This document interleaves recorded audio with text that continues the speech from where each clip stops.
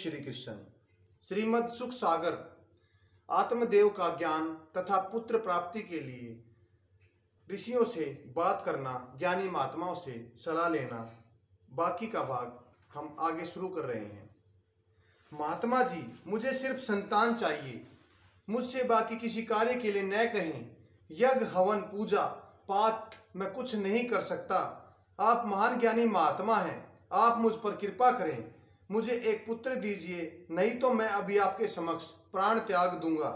आत्मदेव की बात सुनकर महात्मा जी बोले, एक पुत्र पाने के लिए राजा चित्रकेतु ने 10,000 किए, 10,000 विवाह किए, लेकिन फिर भी वह संतान सुख से वंचित रह गए।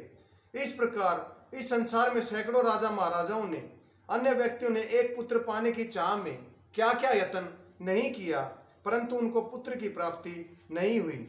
इसलिए तुम सब छोड़कर प्रभु में ध्यान लगाओ, प्रभु के भजन करो। हे महात्मा जी, मैं आपके पैर पड़ता हूँ, आप कोई ऐसा उपाय बताइए जिससे मैं संतान सुख प्राप्त कर सकूं। जब तक मुझे संतान सुख की प्राप्ति न होगी, मैं और कुछ न कर सकूंगा। आत्मदेव को एक फल देकर कहा, ये फल जाकर अपनी पत्नी को खिला देना, प्रभु की कृपा से तुम्हें अवश्य पुत्र की प्राप्ति होगी।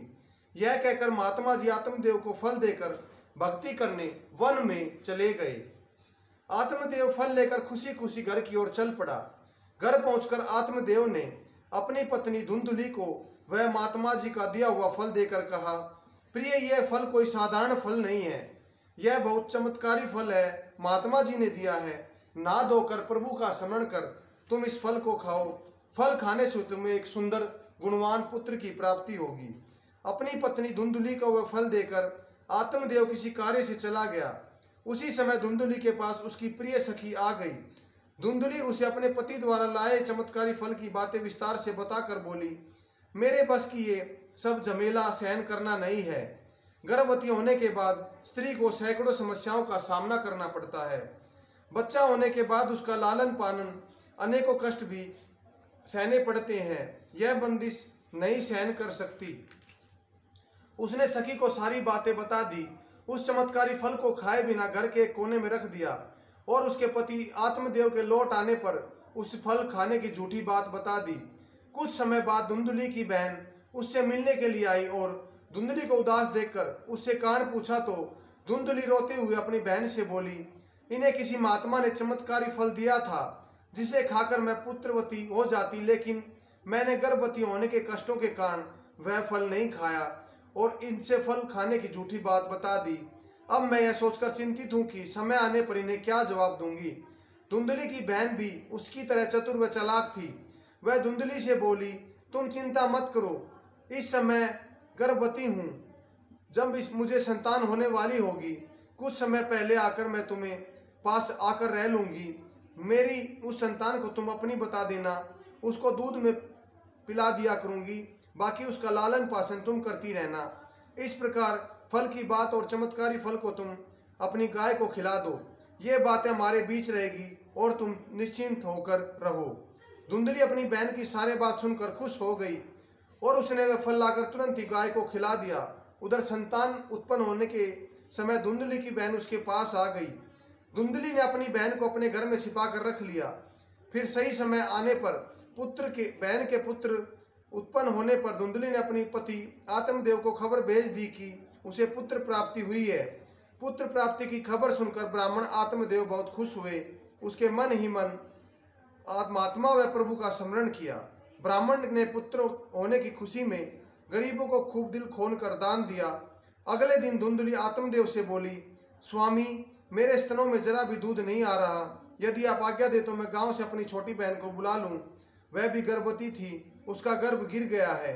पुत्र के लिए बाप नहीं करना चाहता था, उसने बहन को बुलवा लाने के लिए कह दिया। थोड़ी देर में घर में छुपी धुंधली बहन आ गई, बालक को दूध पिलाने लगी। ब्राह्मण आत्मदेव ने बालक का नामांकन संस्कार किया, अपने पुत्र का नाम रखा धुंधकारी।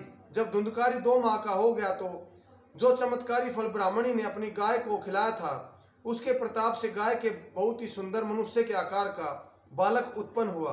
उसके गाय के कान गाय के बच्चे की तरह थे। उसके बच्चे को देख आत्मदेव बहुत ही प्रसन्न हुआ और उसने उस बालक का नाम रखा गोकर्ण। आत्मदेव दोनों पुत्रों को लालन पालन बहुत प्यार से करने लगा। समय के साथ दोनों बच्चे बड़े होने लगे। गोकर्ण तो पढ़ लिख कर बहुत ही विद्वान हो गया, जबकि धुंधकारी उसके विपरीत दुष्ट, कामी, चोर और जुआरी बन गया।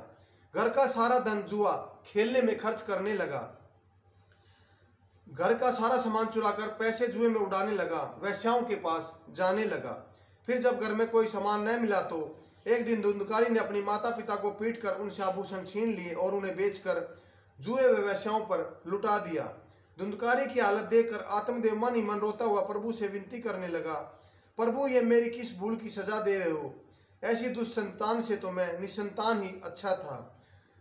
प्रभु पुत्र ऐसा दे दानवीर सपूत, वृथा जगत में जीवना जिसके पूत कपूत।